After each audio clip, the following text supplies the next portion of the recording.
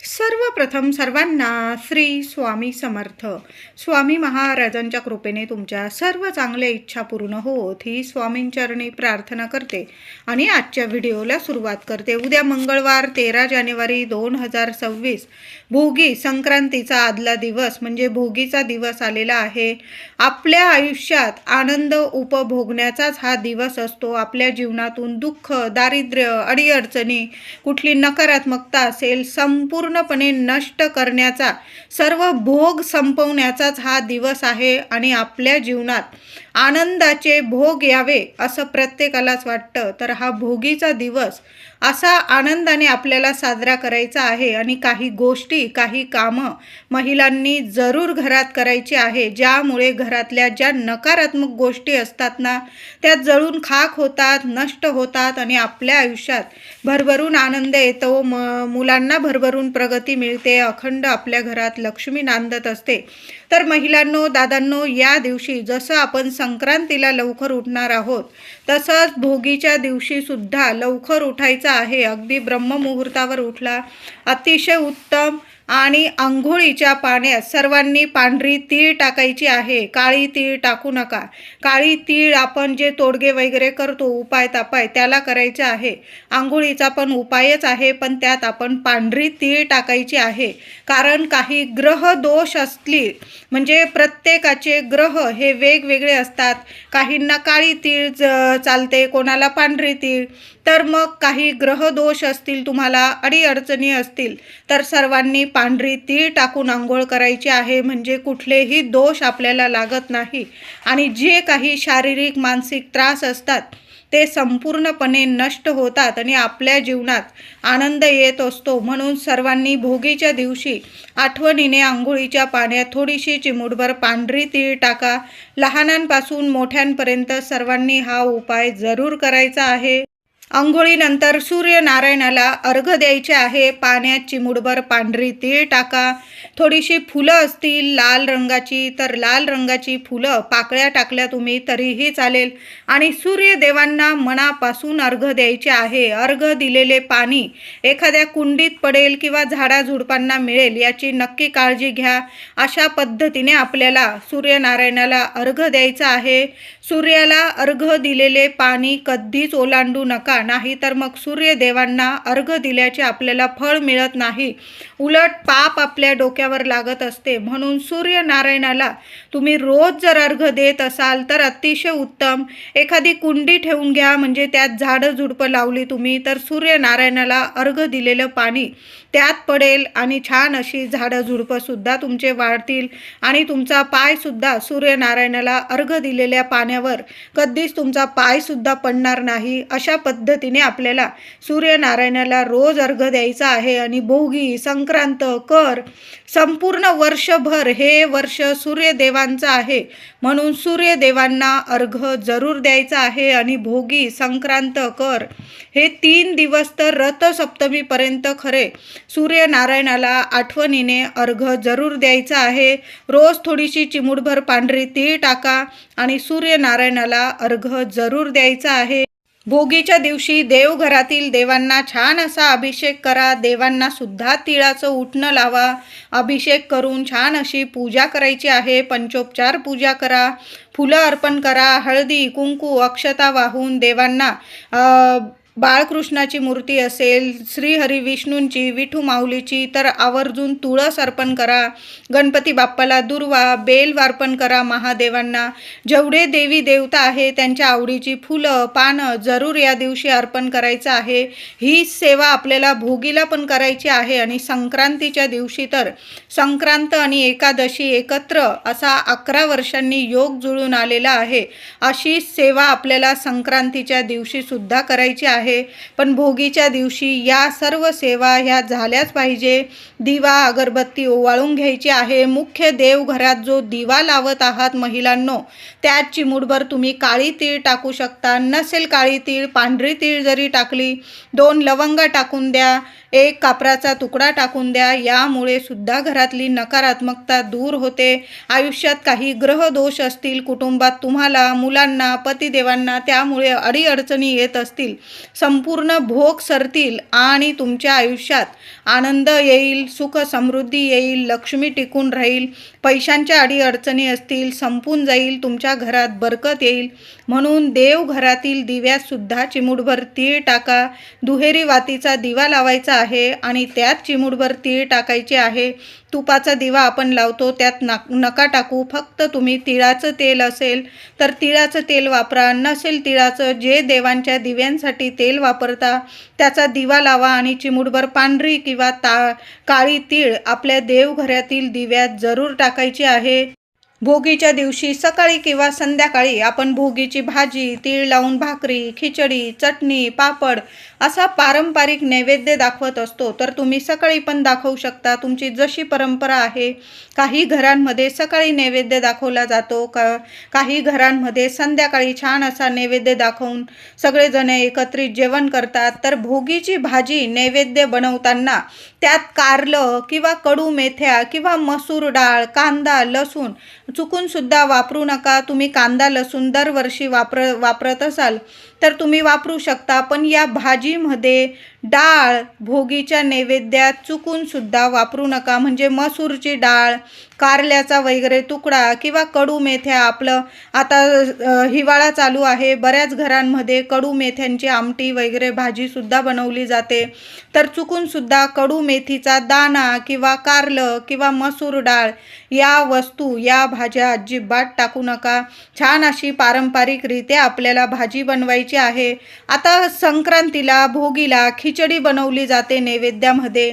तर खिचडी बनवताना मुगाची किंवा तुरीची डाळ वापरायची आहे. बऱ्याच घरांमध्ये मसुराची डाळ वापरून खिचडी तयार केली जाते, नेहमी वापरू शकता. पण जेव्हा अशा शुभ तिथी असतात तेव्हा मसुराची डाळ वापरू नका. मसुराची डाळ टाकून भोगीची खिचडी किंवा संक्रांतीला खिचडी बनवत असाल तर मसुराची डाळ वापरू नका. मग पारंपरिकरित्या तुम्ही नैवेद्य बनवून देवांना जरूर नैवेद्य दाखवा. भोगीच्या दिवशी घर अंगण स्वच्छ करा. महिलांनो, दाराशी लहान का होईना रांगोळी काढा.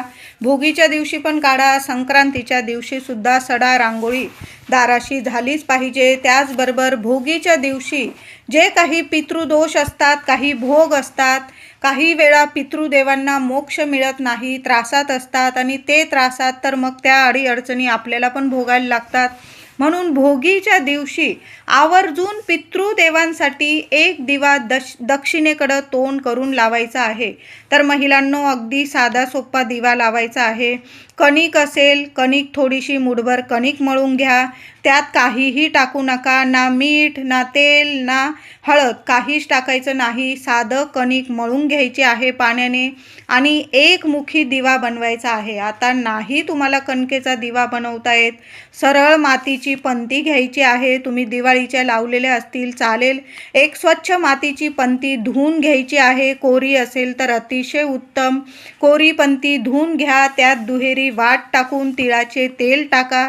तिळाचे नाही, तुम्ही जे दिव्यांसाठी तेल वापरता ते तेल दिव्यात टाकून दिव्यात चिमूटभर काळी तीळ टाकायची आहे. या उपायासाठी तुम्हाला महिलांनो काळी तीळच लागणार आहे. थोडीशी काळी तीळ घेऊन यायची आहे आणि काळी तीळ टाकल्यानंतर त्यात 2 लवंगा टाकायच्या आहे. फुलाच्या 2 लवंगा टाका, चिमूटभर काळी तीळ टाका.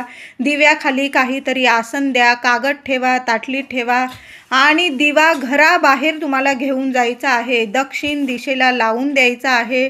दिवा लावताना पितृदेवांना तुमच्या मनातील प्रार्थना करायची आहे. घराबाहेर आता जागा नसेल तर तुम्ही हाच दिवा माठाजवळ दक्षिणेकडं तोंड करून लावायचा आहे.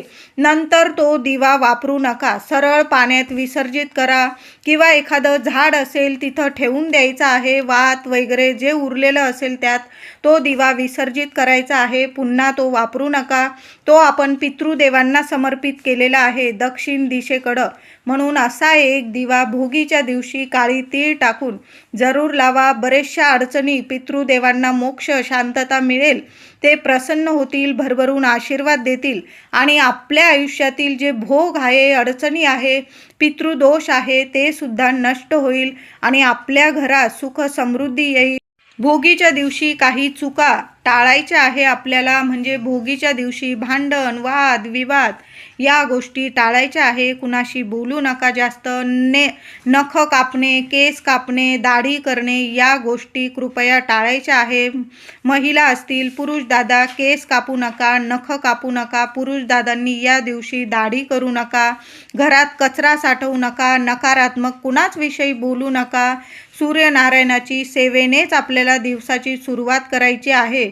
जी व्यक्ती भोगी, संक्रांत, रथसप्तमीपर्यंत रोज आंघोळीनंतर सूर्यनारायणाचं दर्शन घेते त्या व्यक्तीचं आयुष्य तेजस्वी होतं. भरभरून तिच्या आयुष्यात सुख समृद्धी येते. सोनेरी दिवस येतो. रोजचा दिवस सोनेरी जातो असं म्हटलेलंच आहे. म्हणून रोज सूर्यनारायणाची सेवा प्रत्येक राशीच्या व्यक्तींनी, 12 राशीच्या प्रत्येक व्यक्तीने आपण सूर्यनारायणाची आंघोळीनंतर सूर्यनारायणाची सेवा करा, अर्घ्य द्या, नमस्कार करा आणि मग कामाला जायचं आहे. मग दिवसाची सुरुवात करायची आहे. बघा, सोन्यासारखं तुमचं आयुष्य घडणार आहे. प्रत्येक कामात तुम्हाला यश, प्रगती मिळणार आहे. भोगीच्या दिवशी आपण दक्षिणेकडं पितृदेवांसाठी दिवा लावणारच आहोत. महिलांनो, तुम्हाला जर सकाळी नाही वेळ मिळाला, माझ्या काही महिला ऑफिसला गेलेल्या असतील किंवा बाहेर जावं लागलं असेल तुम्हाला, तर महिलांनो रात्रीच्या 8 वाजेपर्यंत, 8, 8:30 वाजेपर्यंत लावला ना, घराबाहेर दक्षिण दिशेकडं एक मुखी दिवा, मातीची पंती घेतली चालेल, कणकेचा बनवा चालेल, तुम्हाला जो हवा तो दिवा तुम्ही दक्षिणेकडं लावू शकता. फक्त तो दिवा तुम्हाला पुन्हा वापरण्यात घेता येणार नाही. तो दिवा तुम्हाला विसर्जित करायचा आहे. म्हणून कणकेचा घ्या किंवा मातीची पंती घ्या, पण एक दिवा दक्षिणेकडं तोंड करून आपण पूर्वजांसाठी एक दिवा जरूर लावा. त्यात चिमूटभर काळी तीळ आणि 2 लवंगा अशी सेवा पितृदेवांची भोगीला झालीच पाहिजे. खूप सुंदर अनुभव येतील तुम्हाला. दिवा लावताना प्रसन्न मनाने लावा. यामुळे पितर प्रसन्न होतात. घरातील वातावरण सकारात्मक तयार होते आणि बऱ्याचशा प्रमाणात पितृदोष कमी होण्यास खूप मदत मिळते आणि आपल्या आयुष्यातील, लेकराबाळांच्या आयुष्यातील बऱ्याचशा अडचणी, 90% अडचणी जरूर कमी होतात. म्हणून अशी सेवा जरूर करायची आहे. भोगीला कुणी तुमच्याकडं काही भाज्या मागितल्या, काही पैसे मागितले, तीळ मागितली, तेल, दिवा, कापूस या वस्तू मागितल्या तर महिलांनो, दादांनो, चुकून सुद्धा देऊ नका. आणि पैसा, आपल्या घरातली लक्ष्मी कुणालाच देऊ नका. हा काही असेल त्यांना गरज, औषध पाण्याची वगैरे, दवाखान्याची वगैरे, किंवा असेल दुसरी गोष्ट तुम्हाला द्यायची, तर तुम्ही स्वतः घेऊन द्या. पण तुमची लक्ष्मी तुमचे पैसे देऊ नका. त्यात तुम्ही भोगीची भाजी बनवताय आणि तुम्ही त्या भाज्यांमधली कुणाला भाजी महिलांनो चुकून सुद्धा देऊ नका. तिळाचं तेल असेल किंवा दिवा लावण्यासाठी कापूस, या गोष्टी त्यांच्या ते घेऊन येतील. तुम्ही तुमच्या घरातून देऊ नका. नाहीतर मग वर्षभर वाईट परिणाम होतात. तुम्ही जर या गोष्टी पाळतात तर हे नियम भोगीला, संक्रांतीला, करीला जरूर पाळा. मंगळवारी भोगीला सकाळी उंबरठा पूजन हे झालंच पाहिजे. त्याचबरोबर उंबरठा पूजन झाल्यानंतर एक मातीची पंती घ्यायची आहे. महिलांनो, खूप सुंदर उपाय आहे, करा, नक्की करा. एक मातीची पंती आधीची असेल धुवून घ्यायची आहे. पंतीत थोडीशी तीळ ठेवायची आहे. तुम्हाला पांढरी असेल, काळी असेल तर अतिशय उत्तम. थोडीशी तीळ ठेवा. त्यावर 5 लवंग ठेवायचे आहे. तुम्हाला 2 कापराची वडी ठेवायची आहे. भीमसेन कापूर असेल अतिशय उत्तम, नाही जो कापूर आहे तो ठेवा. कळालं असेल. आधी आपल्याला उंबरठा पूजन करून घ्यायचं आहे. उंबरठ्यावर माता लक्ष्मीची पावलं आहे. हळदी कुंकू फुलं वाहून पूजा करून घ्या आणि उंबरठ्याच्या एका बाजूला, जिथं कोणी पाय वगैरे लावणार नाही त्या साईडला, एका मातीच्या पंतीमध्ये थोडीशी तीळ ठेवा. त्यावर 5 लवंग ठेवा. त्यात 2 कापराच्या वड्या ठेवा आणि दिवसभर ती गोष्ट तिथंच ठेवून द्यायची आहे. मातीच्या पंतीत या वस्तू. संध्याकाळी दिवा अगरबत्ती करून घ्यायची. देवांची पूजा करून घ्या आणि महिलांनो, उंबरठ्या बाहेर जायचं आहे.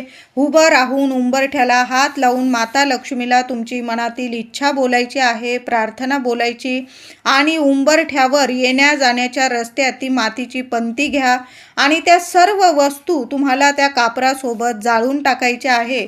एखादी कापराची वडी जास्तीची टाकावी लागली टाका, पण त्या सर्व वस्तू तुम्हाला जाळून टाकायच्या आहे. तीळ होम केल्याचे तुम्हाला पुण्य फळ मिळेल. घराचा जो वास्तुदोष असेल, पितृदोष असेल, संपून जाईल. कुणाची नजरबाधा लागलेली असेल तिथंच नष्ट होईल आणि कधीच कुणाची नजरबाधा तुमच्या उंबरठ्यावर सुद्धा शिरकाव करू शकणार नाही. घरात लक्ष्मी प्रसन्न राहील. मुलांच्या अडचणी संपतील. मुलांना शिक्षण, नोकरीत भरभरून प्रगती मिळेल. म्हणून ही वस्तू कापरासोबत आपल्या उंबरठ्यावर जरूर जाळा. भोगीला पतीवरून, मुलांवरून थोडी थोडी काळी तीळ 7 वेळा डोक्यापासून पायापर्यंत ओवाळून घराबाहेर तुम्हाला एखाद्या झाडाखाली टाकून द्यायची आहे. खूप सुंदर अनुभव येतील. यामुळे तुम्हाला, तुमच्या पतीला, मुलांना कुणाची नजरबाधा झालेली असेल, अडीअडचणींना तुम्ही सामोरे जात असाल, मुलं अभ्यासात, शिक्षणात लक्ष देत नसेल, सारखे आळस करत असतील किंवा कुणाची नजरबाधा खूप लागलेली असेल, तर भोगीच्या दिवशी उजव्या हातात थोडीशी चिमूटभर काळी तीळ घ्यायची. महिलांनो, पूर्व पश्चिम उभं करायचं आहे. मग तुमचे पतिदेव असतील किंवा मुलं असेल, प्रत्येकाची दृष्ट काढताना वेगवेगळी हातात तीळ घ्यायची आहे. तुम्हाला सगळ्यांवरून एकच वेळा तीळ ओवाळून टाकू नका. पतिदेवांची काढा, मग मुलांची काढा. प्रत्येक वेळी वेगवेगळी तीळ घ्यायची. हातात थोडीशी चिमूटभर काळी तीळ घ्या. काळ्या तीळीने भोगीला जर नजर काढली तर लगेच क्षणात नजरबाधा उतरून जाते. मुलांवरून 7 वेळा ती तीळ ओवाळून घ्या आणि घराबाहेर एखाद्या कोपऱ्याला टाका. कृपया कुणाचा पाय पडणार नाही याची सर्वांनी काळजी घ्यायची आहे. त्याचबरोबर तुमच्या घरात खूप अडीअडचणी आहे, तुम्हाला त्या अडीअडचणीतून मार्गच मिळत नाही, तर काय करायचं आहे महिलांनो?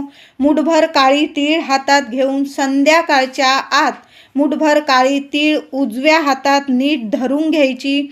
संपूर्ण घरभर तुम्हाला फिरायचे आहे. आता संध्याकाळी नाही जमला हा उपाय करायला, जराशी रात्र झाली, 8-9 वाजले तरीही चालेल.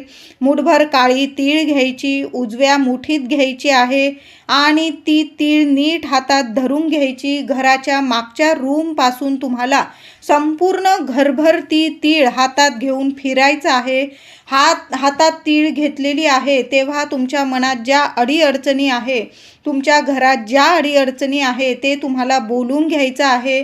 स्वामींचं नामस्मरण करा. संपूर्ण घरात ती तीळ फिरवायची आहे आणि सरळ घराबाहेर जाऊन फेकून द्यायची आहे.